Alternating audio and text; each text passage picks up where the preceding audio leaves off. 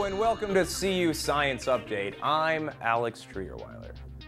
Most everyone knows about the Hubble Telescope. Launched in 1990, the Hubble is an orbiting observatory named after astronomer Edwin Hubble. Because it floats above Earth, its telescope can take amazing images of the cosmos, free from distortions caused by our atmosphere. If you want to look in the visible part of the spectrum, where the human eye can see, a telescope on the ground will be just fine on a high mountaintop. But if you want to look in the ultraviolet, or the X-ray, or the far infrared, all those wavelengths of light are absorbed by the atmosphere.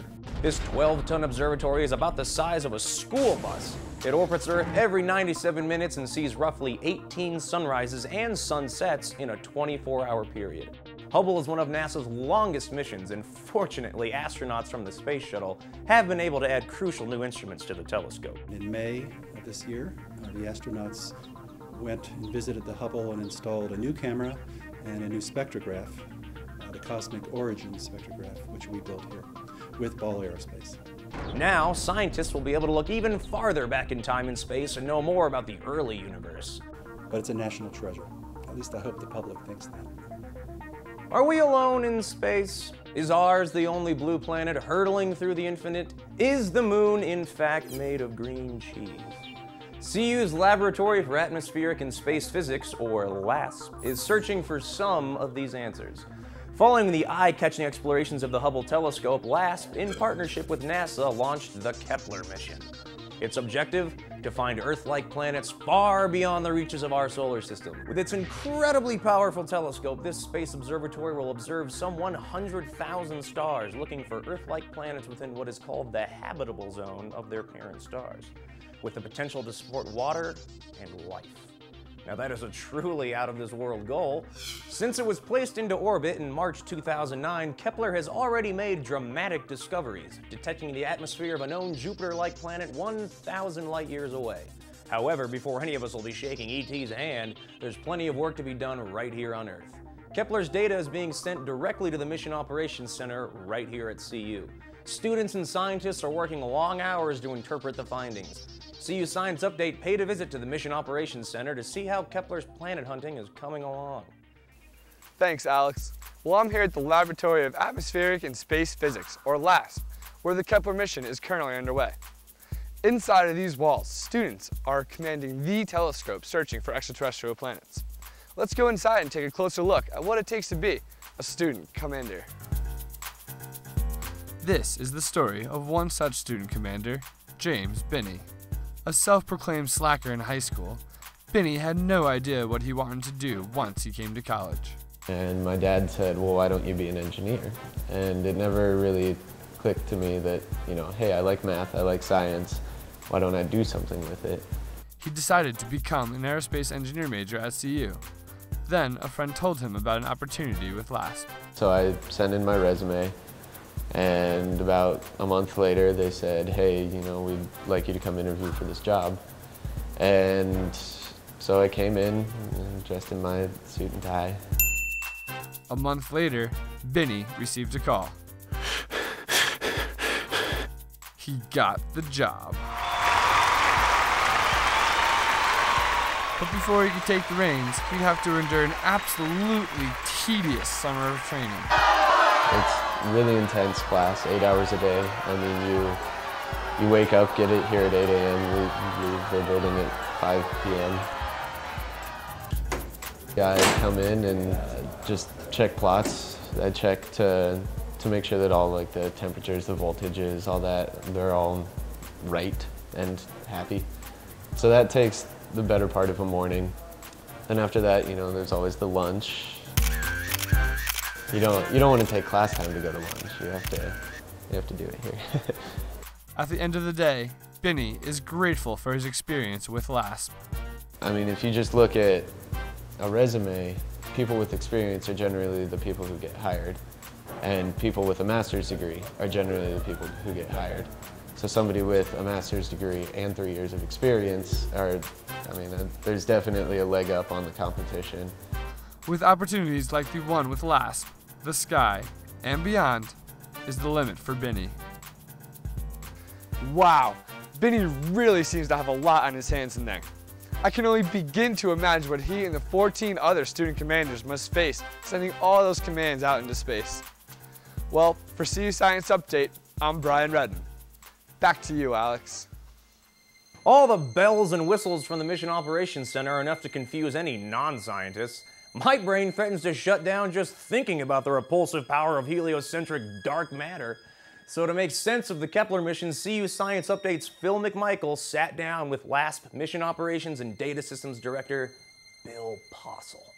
Joining us today is Bill Possel. He's the Director of Mission Operations and Data Systems at CU's Laboratory for Atmosphere and Space Physics. Bill, thank you for joining us. Thanks for having me.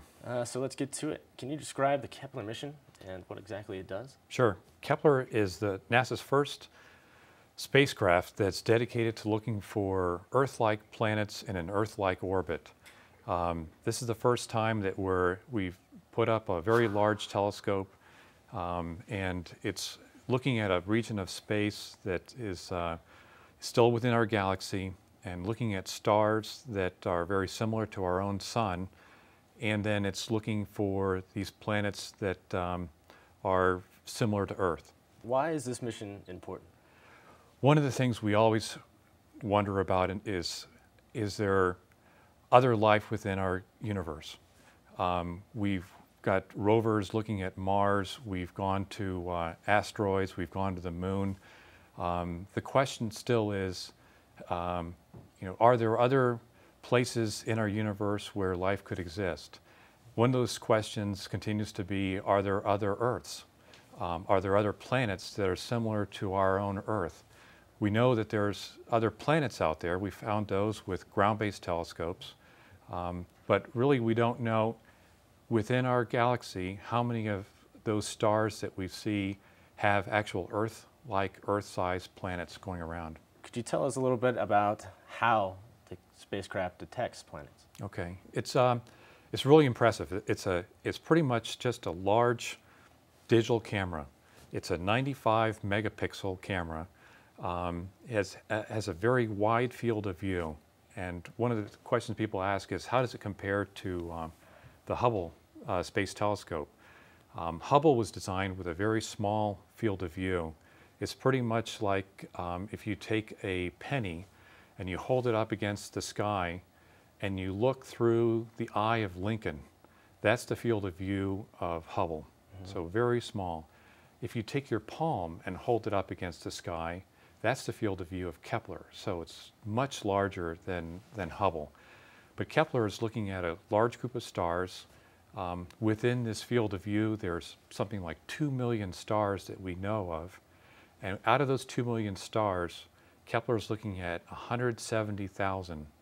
And we're going to look at those stars continuously for the next 3.5 years. The idea is that if a star has a planet going around it, this camera that we have will be able to detect a small drop in that intensity of the light coming from that star. So what are the advantages to using a spacecraft that's in space as opposed to a telescope that's on Earth?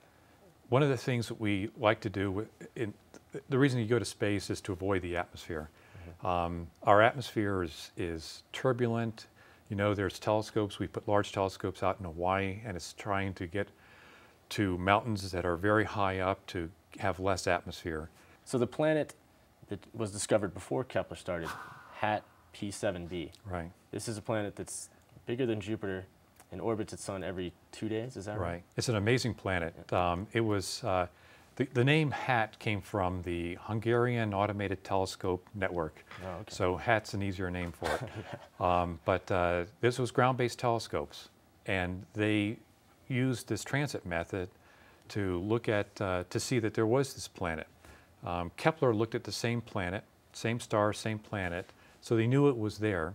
They knew it was a good data point to calibrate, see how good Kepler's doing after we launched in March.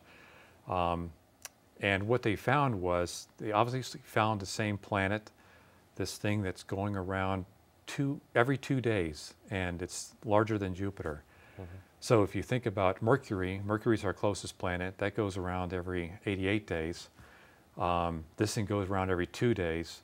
This thing is incredibly hot, something like well over 2,000 degrees Kelvin, pretty much hotter than the inside of your oven. Okay. And one of the things Kepler found that was the first time we've ever seen something like this is because the star and this planet are so close, the planet is actually glowing from being so hot. Wow. And as it moves around the sun, that star, you can see the phases just like you would with the moon. Okay. And so you're actually seeing phases, which we've never seen before. If you are to find an Earth-like planet, what would you think life would be like there?